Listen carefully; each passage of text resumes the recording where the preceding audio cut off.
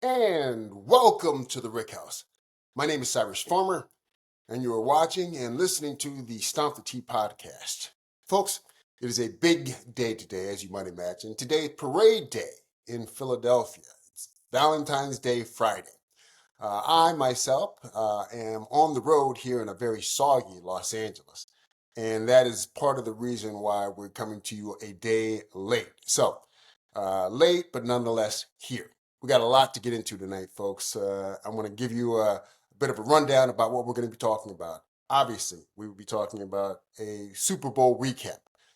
We're going to talk about the game. We're going to talk about the national anthem. We're going to talk about pretty much everything that went into Super Bowl Sunday. Although there isn't a ton to talk about as far as the game itself is concerned, but we'll give it a shot. We're also going to be talking about, I have a question. Were the Chiefs exposed? I have some thoughts on that that I think you might find interesting. We will also be talking about the future prospects for your world champion Philadelphia Eagles. How do they look moving forward? Can they sustain this? Is the target on their back going to be too large? All of that will be discussed, as well as everyone's favorite segment, the ever popular, what are you drinking tonight? So let's just dive right in, folks, and I'll give you some of my thoughts. Super Bowl, total domination. I can tell you right now, as an Eagles fan, I expected to win. I expected it even to be a 10-point win. But I never, in my wildest dreams, thought that it would be the shellacking that we saw the Eagles paste onto the Chiefs. It was kind of stunning. It was such a blowout. In some ways, the game was almost a little anticlimactic. For me, I'm only speaking for myself, but I watched every single minute of it because it was deeply satisfying. Um, it's weird. You know, I've never experienced uh, going into a game such confidence from an Eagles fan base. I mean, confidence bordering on overconfidence in some cases. I mean, people just were unconcerned about the possibility of losing the Super Bowl. And it turns out that they were absolutely correct to feel that way. I myself was very confident about the Eagles' chances in the Super Bowl, but who knew it was going to be this type of blowout? I completely got the game wrong. I thought it would be a much more competitive game, but you know, it's what happens sometimes when one team is better than the other. Uh, there was no fear from the Eagle fan base for either of the teams, for the Chiefs or the Buffalo Bills. I mean, going into this Super Bowl after the Eagles beat the Washington Commanders, we were fine against either one of those teams, but we actually wanted the Chiefs because we wanted our get back. And boy, oh boy, did we get it. It was weird. The Chiefs seemed very prepared, very, very focused. And it was just fun to watch. It was like a team on a mission. They were not going to be bothered. They were not going to be flustered. They came in with a ton of intensity. And Kansas City, in my opinion, kind of came in the exact opposite. I mean, who knows? Was it just the pressure of three-peating? Was it all of those postseason moments catching up to you and they were just fatigued? But the Chiefs, to me, in the game, just seemed literally disinterested. There seemed to be a real, genuine lack of intensity. They looked uninvolved as far as I was concerned. It was very, very strange. Now, going into the broadcast of the game itself, I will say this. I wish someone would do a livelier version of Lift Every Voice and Sing. Now, most of you know that before a big, big game, NFC Championship, usually definitely before Super Bowl, you're going to hear three songs. Lift Every Voice and Sing, which is the Black National Anthem, America the Beautiful, and the National Anthem, the Star Spangled Banner, right? And every single time I hear it, there is no imagination put into how to kind of re-envision a version of Lift Every Voice and Sing. It comes off as such a dirge. And I'm hopeful one day someone will do a version of that song that's a little lively. I will say that the Lady Gaga performance, I guess it was in the French Quarter, was well done, but it kind of felt like it came out of nowhere on the broadcast. It was part of the pregame, and it was weird seeing the Fox broadcast team wearing these T-shirts along with Tom Brady and Clarissa Thomas, all those guys, Kurt, standing around watching Lady Gaga play with this crowd also listening to her play. It was just, I didn't quite know what to make of that whole moment. Lady Gaga gave a good performance, but it really kind of seemed pasted into the pregame. For what reason, I'm not sure. Uh, I will say this. Bradley Cooper, I've always been a fan. Tremendous actor, wonderful guy, and obviously a Jenkintown native, which is just outside of Philadelphia. True Eagles fan, as we all know. But his introduction of the Philadelphia Eagles that led them onto the field was an all-timer. I mean, this was the best introduction by any celebrity of any team that I've ever seen. If you didn't see Bradley Cooper introduce the Philadelphia Eagles at the start of the Super Bowl, go back and watch it. It's going to be the best 25 seconds of the entire broadcast. He was great. John Hamm introduced the Kansas City Chiefs, and there's nothing wrong with that, but his introduction certainly was not Bradley Cooper's. And Bradley has set a bar for other celebrities moving forward that I think is very high. It's going to be very hard to match. I thought there was a great version of America the Beautiful. It was sung by a woman named Lauren Daigle, and she was accompanied by a trombone shorty. It was a really, really inventive version of America the Beautiful, and I enjoyed it quite a bit. I thought John Baptiste's Star Spangled Banner was just okay. It wasn't bad. It wasn't great. It was kind of so-so for me. But it's a tough song to sing. All right. So early in the game, I thought that Kansas City really tackled well. And I think that held throughout most of the game. They didn't miss a whole bunch of tackles. When they hit people, they got them to the ground. The Eagle running game was very stymied, much more so than I thought it would be. Not just with Saquon, but the running game in general was very stymied. But then you saw Hurts get loose, obviously, in the second half a little bit more. Felt like the Chiefs had bad field position almost every time they had the ball in the first half. I will say this. There are some 2020 revisionists who may or may not be telling the truth, but I'm only going to give you my point of view. I did not think that the game was over when Cooper DeJean grabbed the interception from Mahomes and turned it into a pick six. I felt very comfortable with that occurrence, but I didn't think the game was over. In fact, the number one thing I thought was, well, now the Eagles have to win the game. I mean, you're up 17-0. It's still early in the game.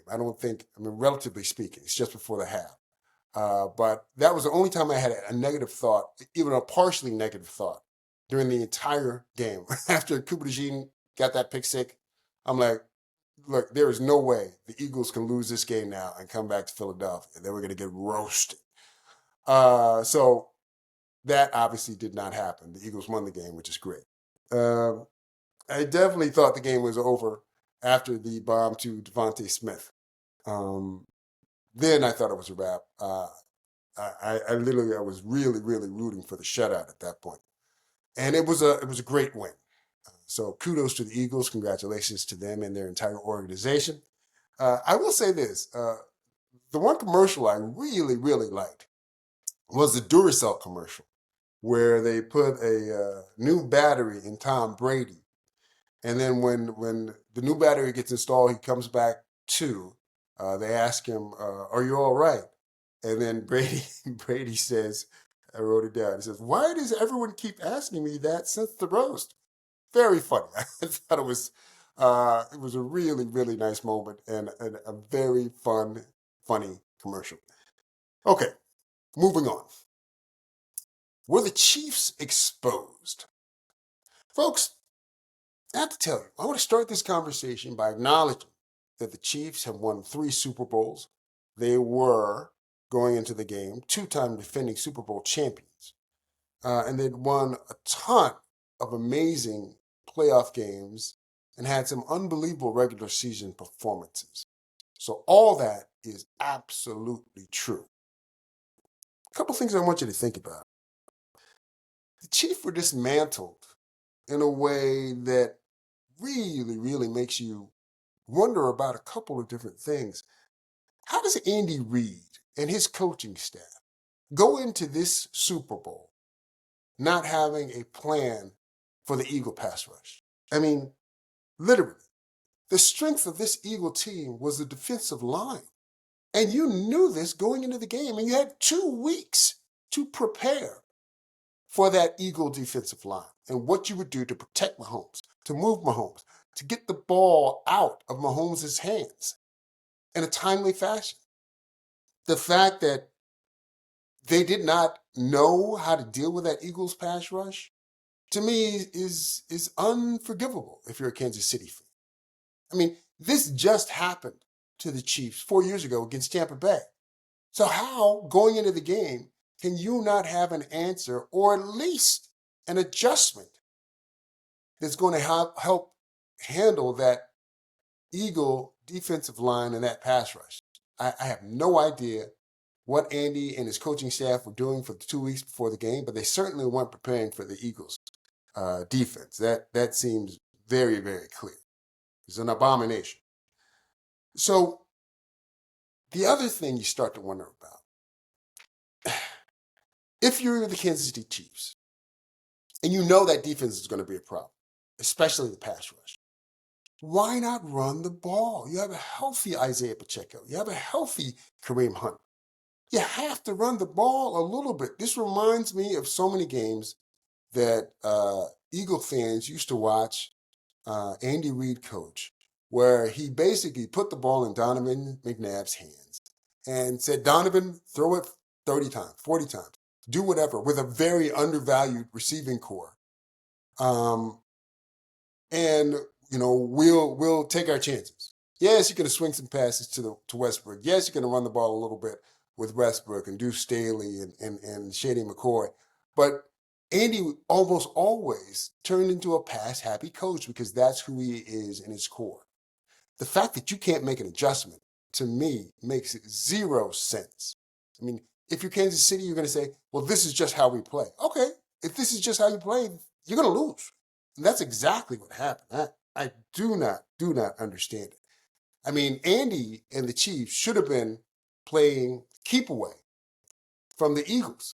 Everyone talked about how the Eagles need to rule time of possession, but that's exactly what the Chiefs should have been doing. You saw the Eagles had very limited success with Saquon running the ball throughout the entire game, and yet they never abandoned it. They kept going to it, and that kept everything else as an option.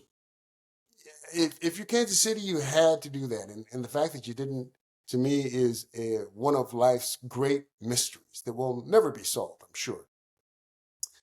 Now, how many teams, I'm talking about great teams, all-time teams, like most of us consider the Chiefs to be or have been, how many times do you see them get blown out? In a Super Bowl?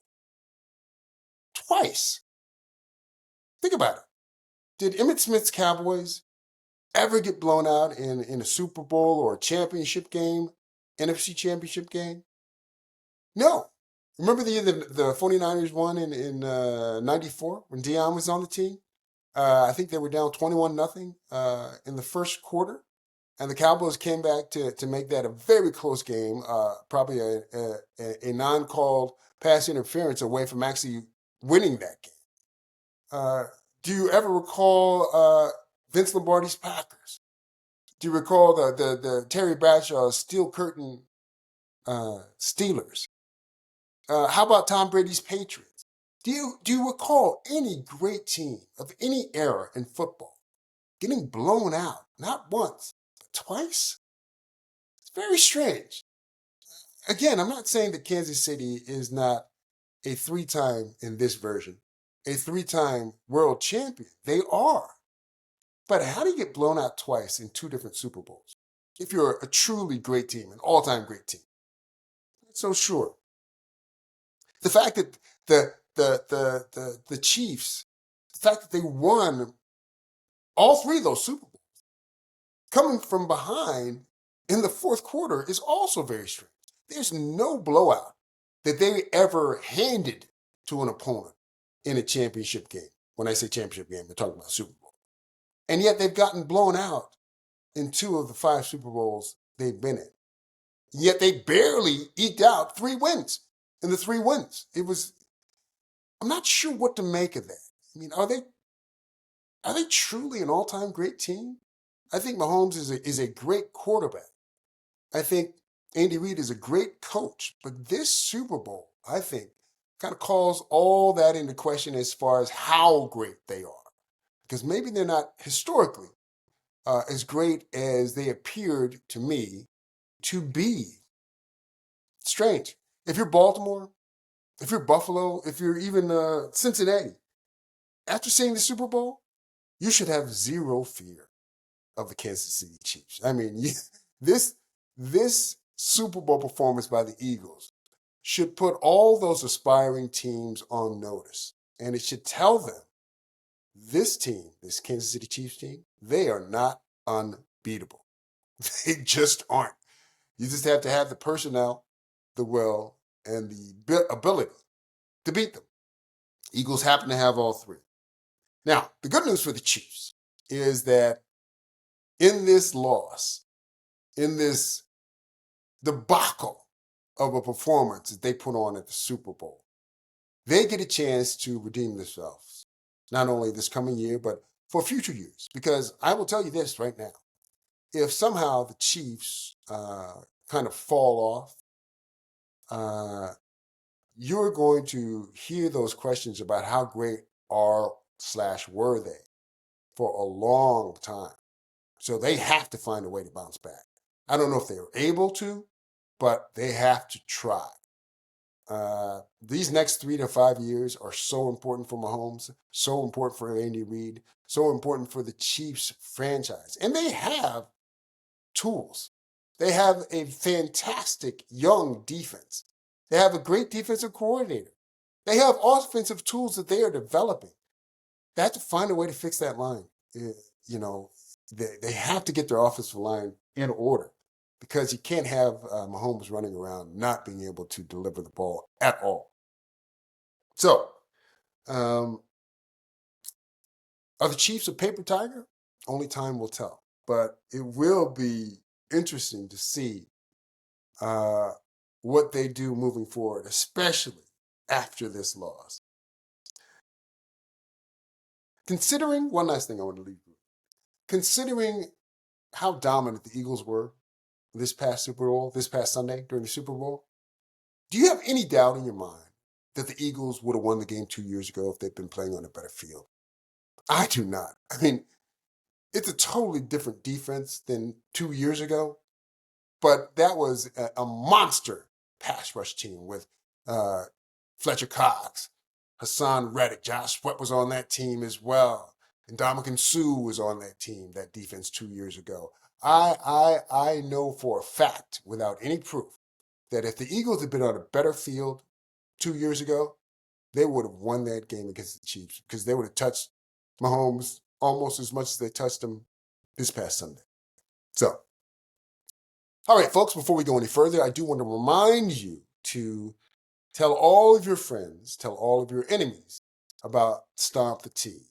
Support this show the way you would any product that you like that's from a creative bent. Like, subscribe. Again, tell your friends, tell your enemies. We are here for you every week, week in and week out, and we're going to continue to be here for you week in and week out to give you the kind of content you can't quite find anywhere else. So there is that. Now, what are the Eagles' future prospects? Well, it's interesting. I can tell you this Eagles team, it is not going anywhere anytime soon. They are stacked on both sides of the ball. Special teams is in very, very good shape. Good to see Jake Elliott bounce back He's always been the franchise's best kicker in the franchise's history. And to see him bounce back in the Super Bowl like that was very, very, very good to see. I was happy for him. Because he should be regarded as the franchise's best kicker, and he performed that way in this year's Super Bowl, even though he didn't perform that way throughout the entire season. So good for Jake. The Eagles are young on defense, and the entire offensive core is locked up. They are, again, under contract. They're not going anywhere for the next 3 to 5 years. It is a little strange, once again, that Jalen Hurts is going to have to probably learn another new offense as Kellen Moore accepts the head coaching job with the New Orleans Saints. But I do have a hope now. With the Eagles winning this Super Bowl, I'm hoping two people who aren't going anywhere anytime soon are Jalen Hurts and Nick Sirianni. So hopefully between the two of them, they can kind of craft their own offense to a degree and basically put together something that is offensive coordinator proof, because as the last 4 years have shown, if you are an offensive coordinator for the Philadelphia Eagles, you're probably going to wind up as a head coach somewhere, usually within a year or two of running this offense. So we can't count on an offensive coordinator bringing in a new system, making changes, so on and so forth. I'm hoping that between Jalen and Nick, they can kind of craft their own offense moving forward so that any new offensive coordinator can kind of adapt to what the coach and the quarterback like to do versus installing their own system. We'll see how that goes. Eagles are going to lose some players. I think Josh Sweat is a free agent. I believe Milton Williams is a free agent. They're just going to lose some players. But with the core that we have, it is going to be fascinating to see what Howie Roseman does, both in free agency and the draft. Everyone's heard the rumors already. Myles Garrett would be interested in playing in Philadelphia. If you lose Josh Sweat to free agency and bring in Myles Garrett along with Nolan Smith on the other side, it's amazing, but it's probably an upgrade. Myles Garrett is a tremendous player. He's a future Hall of Famer. And boy, would he look good in the Eagles green. Now I'm getting greedy, but, sue me. I will say this. I want you to think about this Eagle core right now, right? Jordan Davis, Nakobe Dean, Jalen Carter, Nolan Smith, Quinyon Mitchell, Cooper DeJean, Jalix Hunt, Cam Jurgens, and Landon Dickerson will all be entering their fourth year, I believe, or less. Landon might be entering his fifth year this coming fall in 2025.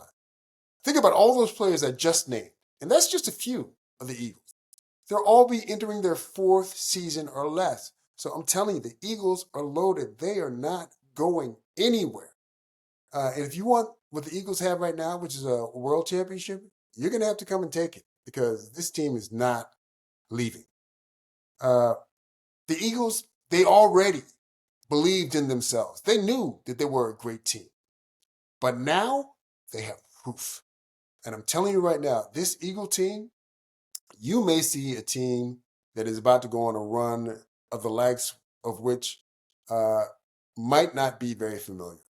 This Eagle team is going to be very good for a long time, and I can't wait to see what they do moving forward. Now, the Eagles definitely have an advantage, but there is no guarantee that the Eagles will just run through the league roughshod. There's no guarantee that the Eagles are going to run through the division roughshod. Washington is very young, and they are only going to get better. They have a ton of money under the cap this offseason, and they will also continue to draft players as well. This new regime, I think, has served that franchise incredibly well in their first year.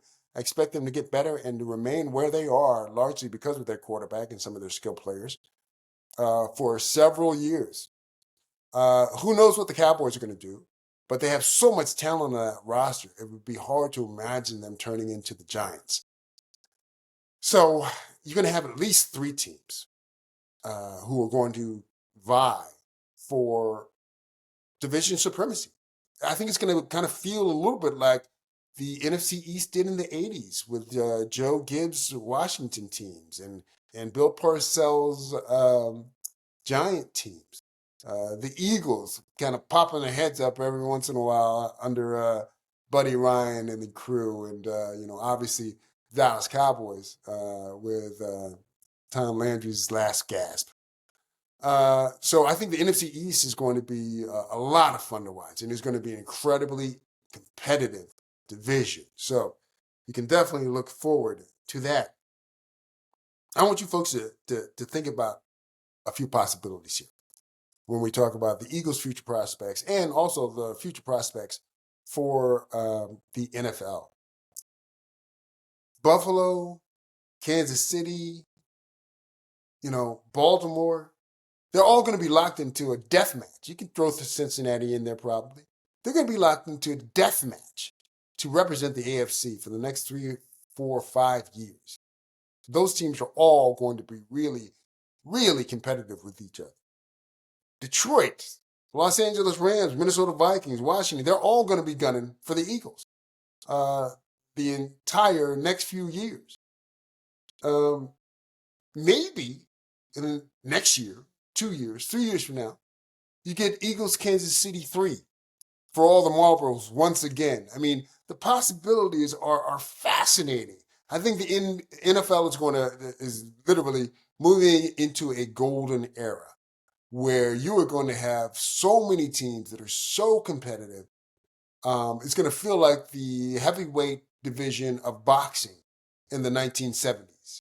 You are about to see some real heavyweight rivalries and matchups basically appear for the next 5 years. It's going to be so much fun to watch. Now, speaking of Detroit, I love you, but now is not the time to be hanging your heads, crying in your beer about what didn't happen this year and feeling sorry for yourselves. I'm going to tell you a little story. What did the Eagles do the season after losing the Super Bowl 2 years ago to Kansas City? Well, they only started 10-1, beating Miami, Kansas City, and Buffalo along the way. They beat, in fact, Kansas City and Buffalo in back-to-back weeks. Now, they end up getting shelled by the 49ers in the 49ers NFC Championship revenge game, essentially.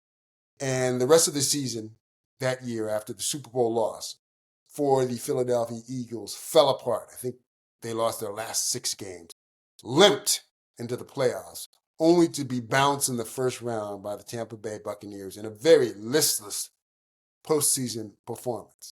Now, what do you need to remember about what I just said? Well, you need to remember that even after losing the Super Bowl, the Eagles, as poorly as they ended their season right after, still made the playoffs.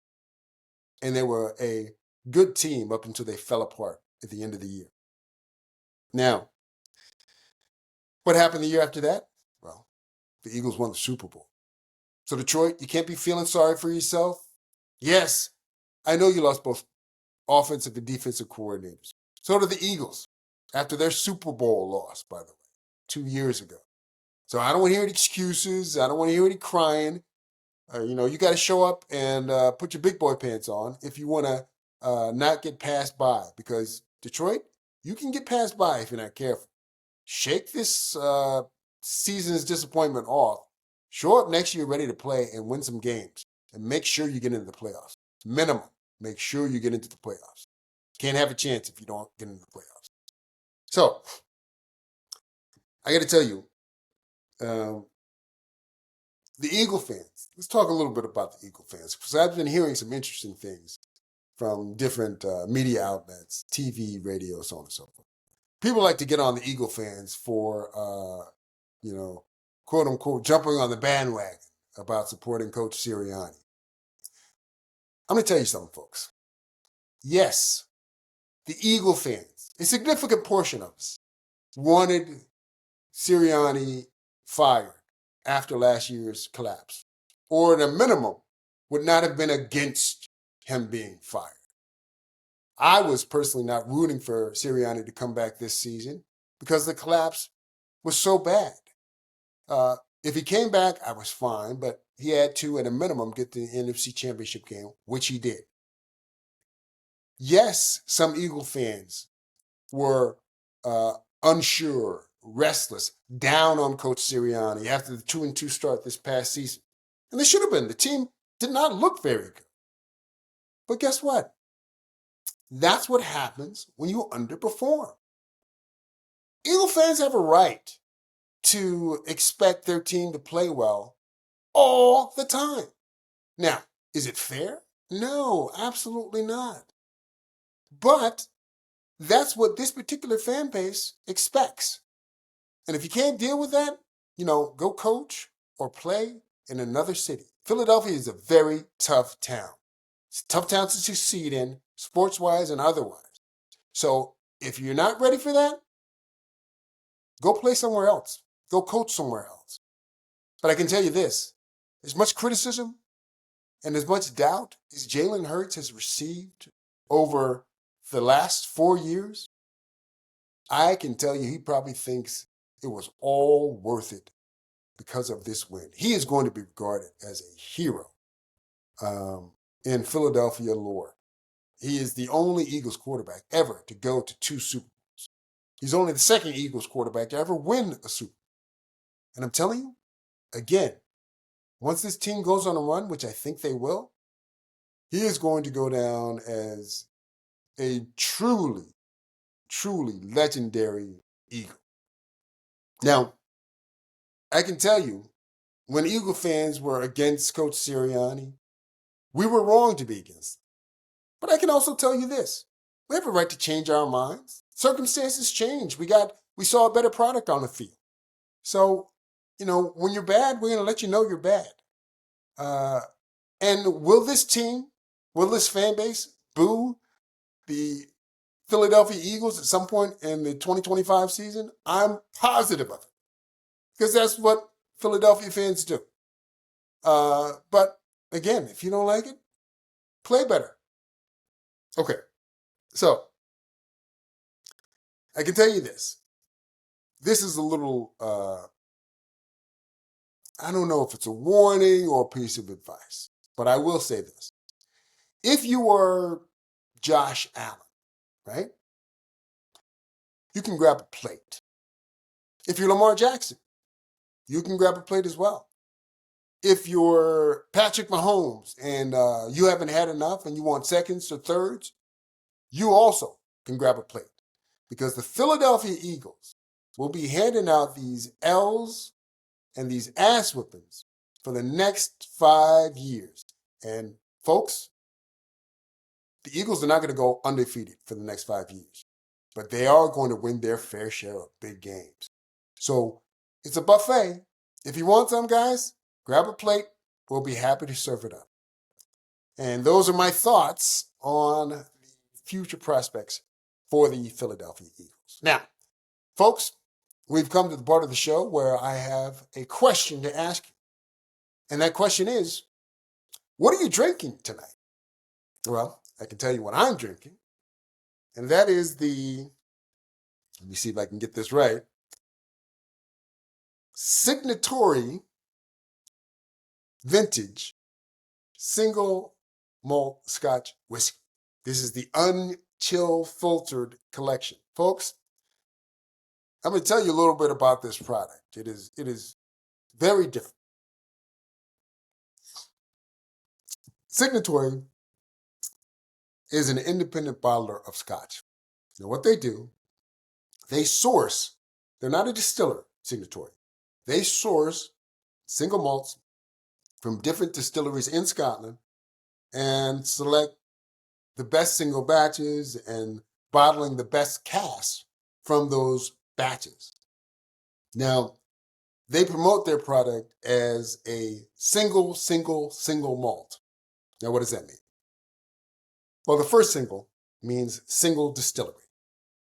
Signatory, as an independent bottler, They source casks from distilleries throughout Scotland, bottles that product under the signatory label, and then sells those malts that are otherwise founded in blended whiskey. Now, I'll tell you a little bit about that coming up. The second single in the single malt is single distillation. Signatory sells particular distillations or batches from independent distilleries. Now, the third and final single, the single malt tagline they like to use is single cask. Now, Signatory tastes every barrel and selects the best casks from within each and every batch and bottles only one cask at a time. They never mix whiskey from two different casks into one bottle. So that's the story there. Now, every bottle of Signatory identifies the following: the date of distillation, date of bottling, the cask and bottle number, along with additional information. For those of you watching online, you can see that information is displayed on the bottle. You see here, bottled, distillation date, the cask number, so on and so forth, right? Let me tell you a little bit more about what they do, and then I'll tell you what I think about their product.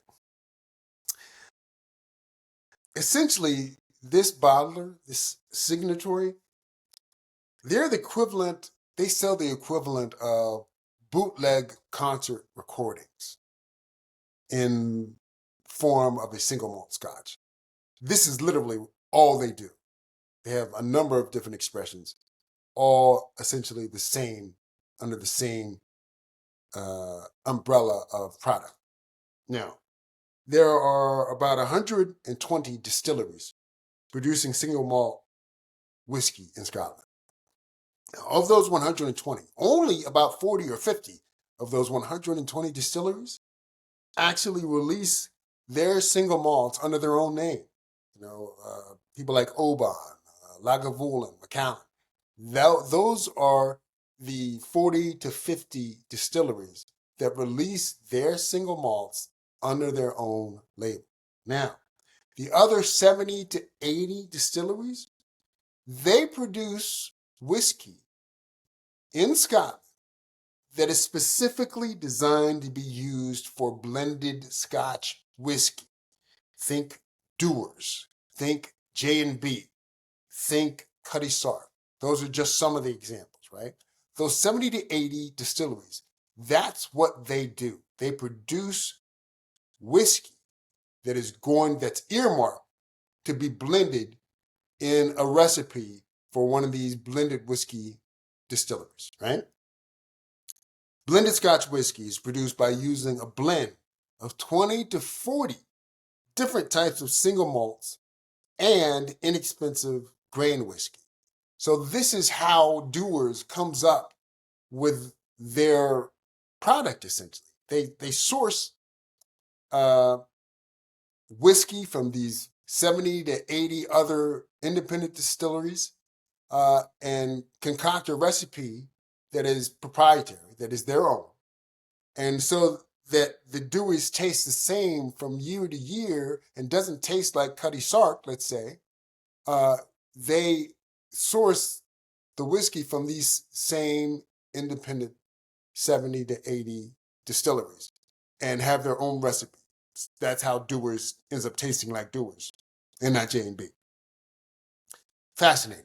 I didn't realize that some of these distilleries in Scotland are literally just there to provide product to be blended by another label that they can produce and sell as their own product. Very, very, very interesting. Now, Signatory buys the surplus cask. This is where Signatory comes in. They buy the surplus cask from these 70 to 80 independent blend distilleries. And what they do with those surplus, they pick the best batches and the best cask from the surplus, buy them, and they bottle them, Signatory, at cask strength, and they never add caramel coloring or anything like that. What you see is what you get. Now, this particular bottle that I purchased from the Total Wines and More in Pasadena. And this bottle is from the Dalouane Distillery. I don't believe I've ever heard of them, but that's where it's from. Now, the let's say Dalouane. I'm not sure if I'm pronouncing that correctly, but that's what it looks like, the spelling. Dalouane.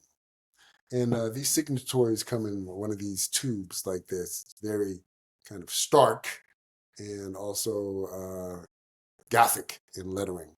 Somebody picked a font that was probably a childhood favorite.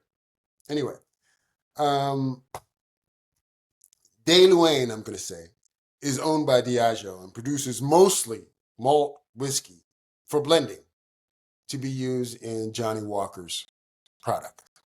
Only 2% of the 3.3 million liters that Dalouane Distillery produces each and every year is actually sold as a single malt under their own label.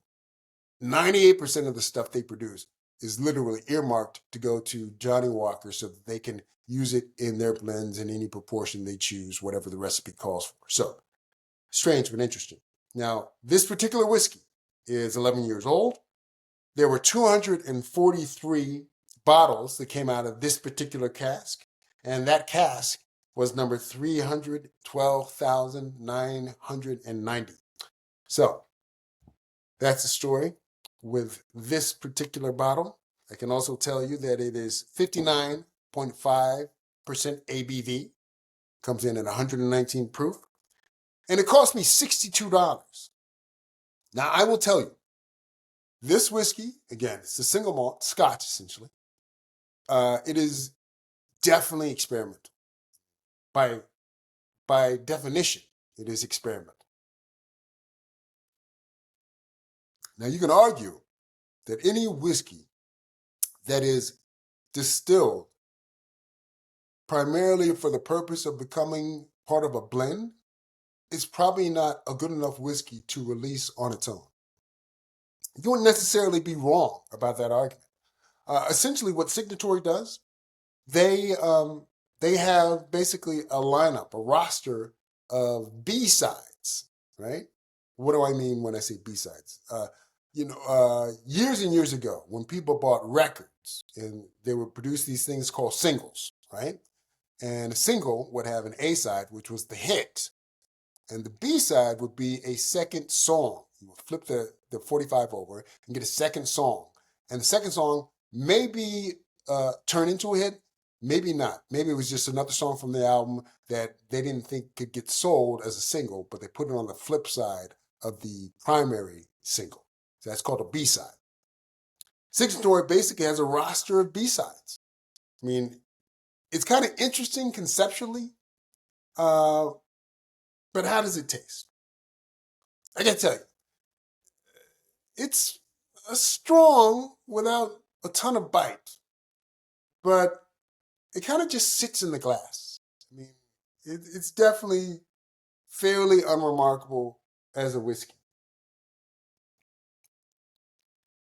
I mean, it's not the kind of whiskey that you're going to remember 10 years from now. You're not going to remember it, 10 months from now, in all likelihood. Signatory, like I was saying, they sell all kinds of versions of this. This one's from Dalouane, but, they sell surplus from Koala, Ardmore, Berenice. I mean, all sorts. Some of these bottles run between $100, $300, or even more. But I will say this. It's not worth buying at that price point. But if you can get a bottle for $50 or $60, this bottle, again, I think I paid, $62 for it? It's definitely worth trying. It's definitely worth trying because it's interesting to kind of see what a whiskey that is it's marked to be blended. What does it taste like before it's blended? What does this particular component taste like on its own? And that's what's interesting about it. So conceptually, I understand what they're doing. I'm not sure if you can make a living that way. Apparently, they're doing fine. They're owned by Diageo, so probably hard to go out of business. But that, I think, is why Signature is worth buying and trying if you can get a bottle at a good number. Again, not worth paying $100, $120, $150, $130, $200, $300 for it. Absolutely not. But if you can find a bottle for $50, $60, definitely give it a shot. As always, worst case scenario, if you don't like it, you can always toss it into a highball, toss it into another cocktail. It becomes a mixer alcohol for you. But it's worth trying, definitely. Only at the right price point. All right, folks, that is the show for tonight. I should say this morning. Congratulations to, once again, the world champion, Super Bowl champion, Philadelphia Eagles. I'm really, really proud of that team, and I can't wait to see what they're going to do in the future. Now, we will have a show for you next week. I will be back in Philadelphia after, I believe, getting my first round of golf in for the 2025 season. I will tell you all about that. I got to tell you, it's rained like cats and dogs for the last day and a half here in Los Angeles. So not expecting to get a lot of roll out of the ball in the fairways, but maybe it'll help it stick on the green for me. Anyway, so that's the show. My name is Cyrus Farmer. This is the Stomp the Tee podcast. And as always, we will see you on the first tee, especially this week. Fly, Eagles, fly.